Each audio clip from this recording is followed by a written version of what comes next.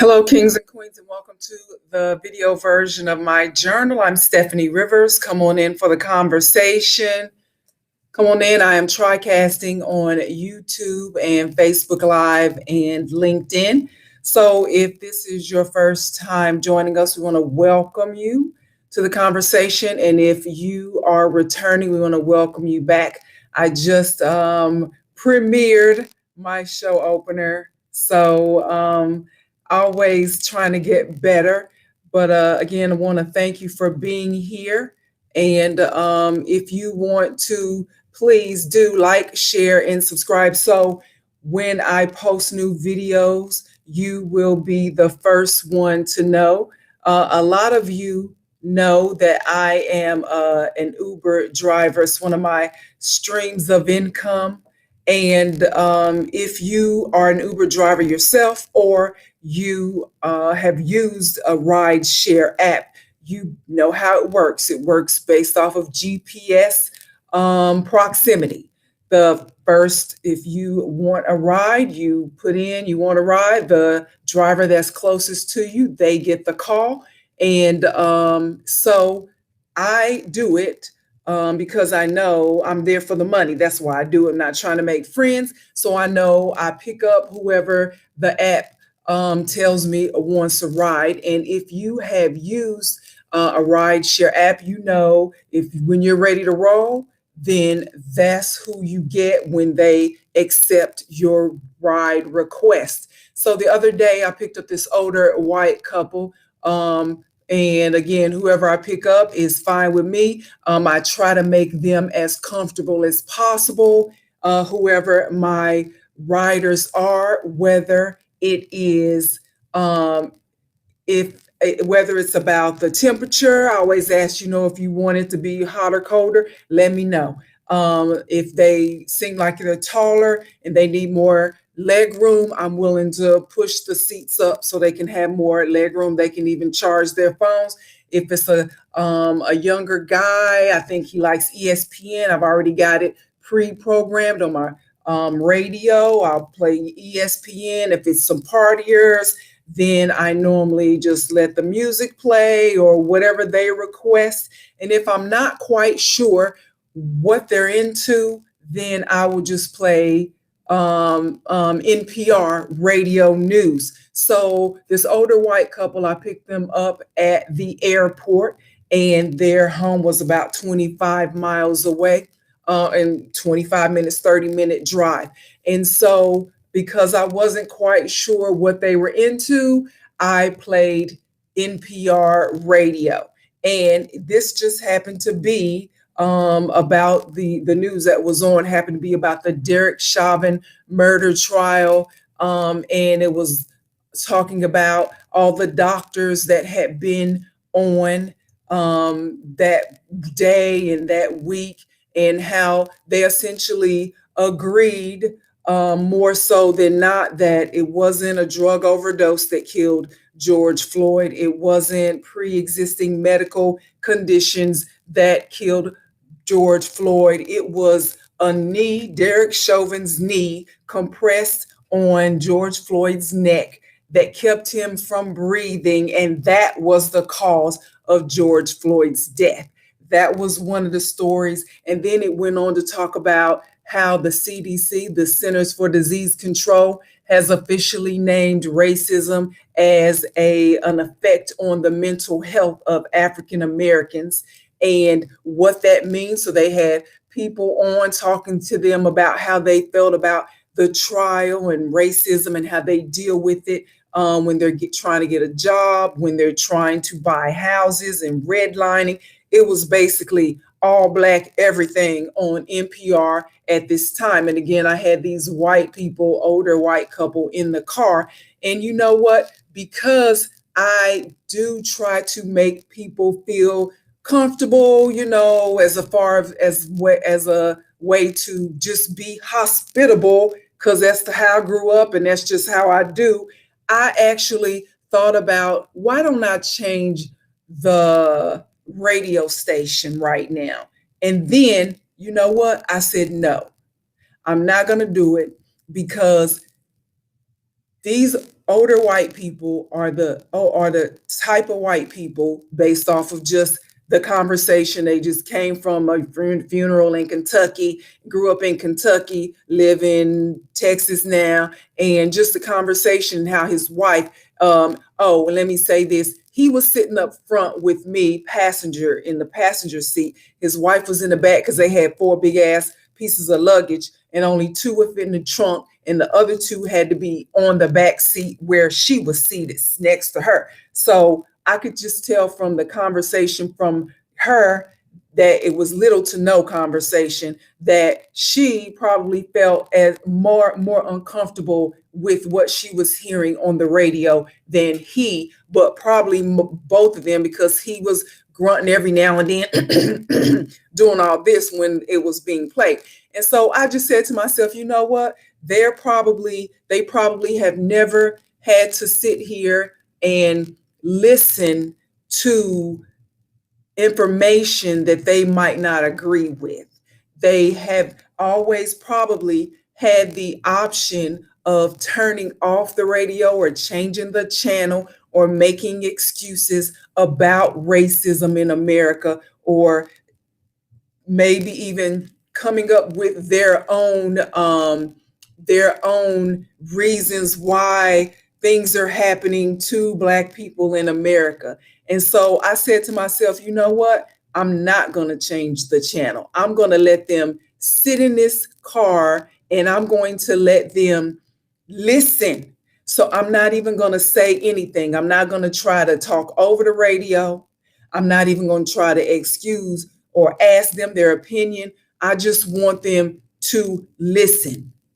I'm not even, so sometimes I think, and I know I have this experience and I have too. So I'm probably talking to myself or more people who feel like me.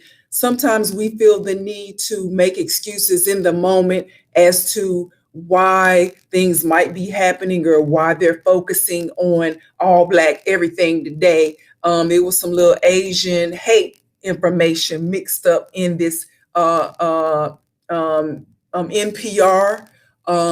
news segment. But because we were in the car for such a long time, it did. And of course, the Derek Chauvin murder trial is going on. That was basically what NPR was focusing on in that moment. And so we sat there in silence because I refused to even try to take the attention away from what was being said. So just to allow somebody who probably has never had to just sit there and listen to an opposing view was powerful in that moment. And it just allowed me and hopefully allowed them to just listen to the information as it was presented so they could not hide from it.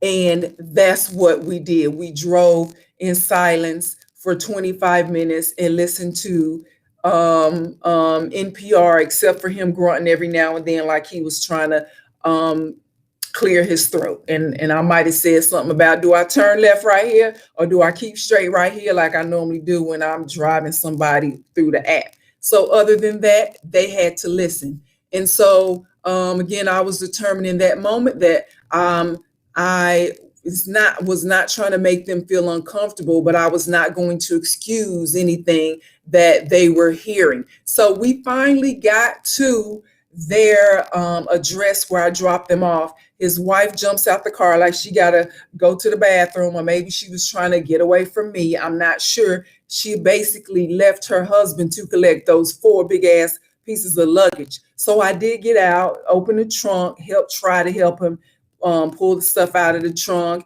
and get the stuff out off the back seat. She done gone and disappeared in the house or something, like she running. So anyway, and then I thought, you know what? They're probably going to give me a bad review because I didn't change the channel or didn't ask them anything about the channel, the station. And I just said, you know what? I don't even care. My first of all, my rating is good enough that one bad rating is not going to make a difference. And sometimes people just give you a bad rating just because they're mad about something else, and that's the only thing they can do is say, "Oh, she didn't drive right," or something. They make up some, and I don't even know if that's the case. All I'm saying is it crossed my mind, and I think sometimes too many of us, when we should be doing one thing, we think about, well, what if this happens, or what if this negative consequence happens? And so we end up we overthink it when in the moment we should do the right thing. So I think in that moment I did what I should have done, and that's be silent and let them sit in it and not have the white privilege for me to excuse away whatever it was that was making them feel uncomfortable. Because damn it, we've been feeling uncomfortable for 450 years, and you can do it for 25 minutes in a car ride up the street. Okay. So that's what I did. So then I get home later on and I read that North Carolina Chapel Hill has a new basketball coach because the other coach, forgot his name, you know what I'm talking about. He retired. Roy. I'm into basketball a little bit. But Roy, whatever his last name is. Anyway, he retired. And so I guess this dude, his name is Hubert Davis. He is the new black head basketball coach at UNC. So let me try to show you his picture. Let me see if I can find it right fast. I thought I had it all pulled up, and you probably know.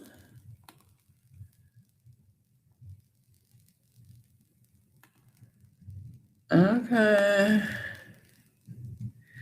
Trying not to cut myself off. So if you haven't already, please like, share, and subscribe. And then I'm going to try to pull up. I know I had his picture up here.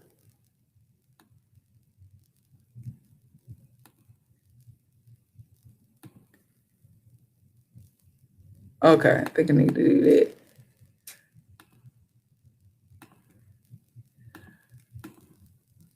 All right. If I don't have it in 10 seconds, I am going to. Okay. Here it is. All righty. Finally. Okay.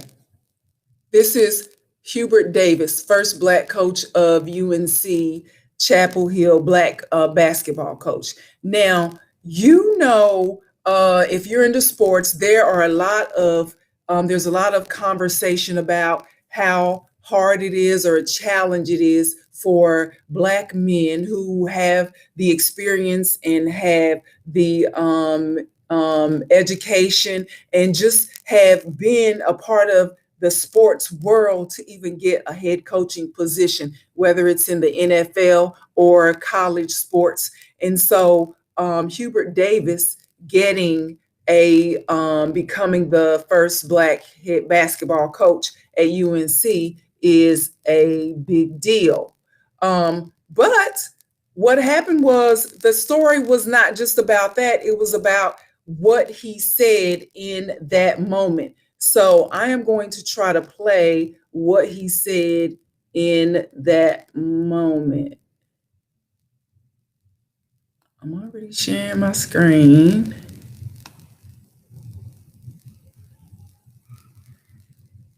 Okay, I don't think I'm going to be able to do that and keep everything like I want it to be. So I'm just going to tell you. So in the middle of Hubert Davis is a news conference complimenting him on and congratulating him on his accomplishments as becoming the first black basketball head coach at UNC-Chapel Hill. And he went on to say he's only the fourth coach ever in any sport, the fourth black coach. at any sport at UNC-Chapel Hill in Chapel Hill's history to become head coach. Then he goes on to say, but even more importantly than me being the first African American head coach in basketball, I'm more proud of my white wife and my biracial kids. And it's like, what? What are you talking about right now? And so it seemed to me that Hubert Davis, who is at least 50 years old, is uncomfortable with the spotlight being on him as a Black man. He felt like, oh, I must make my white wife feel comfortable in this moment. I must make my biracial children more comfortable in this moment. I must make the white people around me, my staff, whoever the other white people might be, feel more comfortable in who I am as a Black man, then I must make them feel more comfortable and take the spotlight off of me. And that is a sad commentary. In fact, I'm going to put the link in here so you can see the video for yourself. I think it's a sad commentary, and I think it's a part of the problem of racism that some Black people feel so inferior and so uncomfortable in being in the spotlight when there are white people around. It's like we find some reason to diminish our light. We find some reason to diminish our accomplishments to make them feel better. Like, why, after all? Because he went through explaining, yes, I'm only the fourth Black coach at UNC, and he mentioned how this is a great accomplishment for himself personally and for Black coaches and Black men. And in the midst of the social unrest and all that Black people have to deal with right now, he felt the need to make white people feel comfortable. He felt the need to make his white wife feel comfortable and take the spotlight off of him. And that is sad to me, that he could not stand in his accomplishments without worrying about her, worrying about other white people. So I think, and I know that this is a part of the problem. This is why white people feel so privileged, that they feel like they don't have to pay attention to racism, or when they see things going on that they clearly know is egregious, or they see unfair practices going on, whether it's in the grocery store, whether you've been standing there and then the person behind the counter calls the white person in front of you when clearly you were standing there first with your brown self. And they are like, oh, I didn't see that. You saw me. Hell, I'm 5'11". I know you saw me. So, you know what I'm saying? Stuff like that. It's like, what? Why do people feel the need to be the background to white people's foreground when clearly you are just as confident and clearly just as competent as they are, especially in the moment? And so I just thought that it was not a coincidence that I had that experience in my vehicle, and I'm sure it won't be the last time, that I'm not going to, this is a lesson for me as well as I hope for someone else, that if you have the opportunity to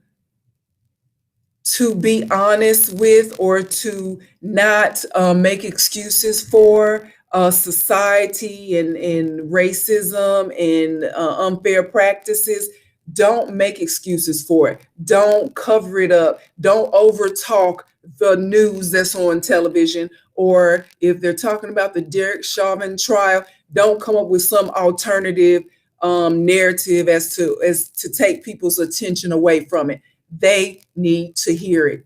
And it is what it is. They just need to hear it. And so if you want to tell me about an issue that you might have had, or how you feel about what I did, or if you're a rideshare driver, and you feel like you've done that in the past, there was some type of news on, or some type of something being broadcast, and you felt, oh, I don't want them to feel uncomfortable, so I'm going to change the channel so they don't feel uncomfortable. Ask yourself, why is it that it's okay for Black and brown people, Black people in particular, to feel uncomfortable and to feel aggrieved at the expense of making a white person feel comfortable?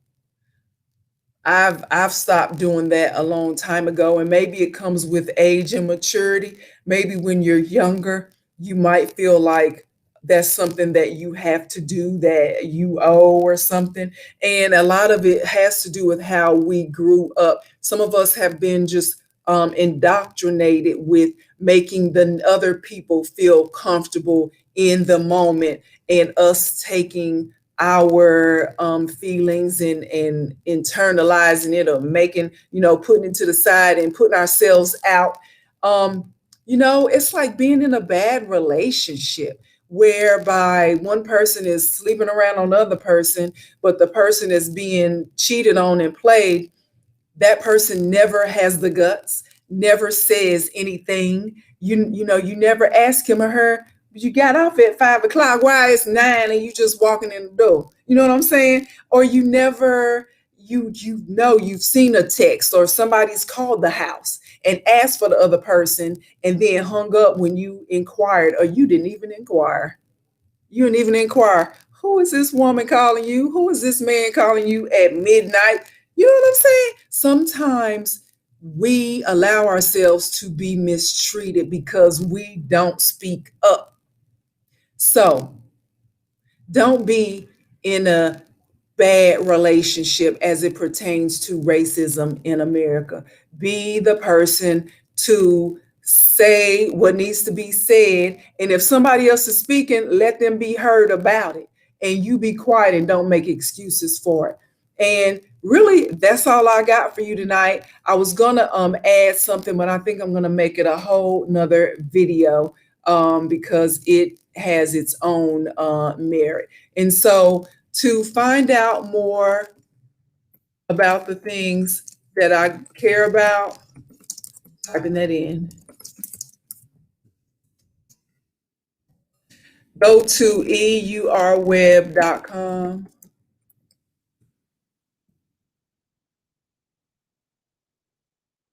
Yes, to find out more about the things that I care about, go to my written journal. It's at eurweb.com. Thanks, and have a super day.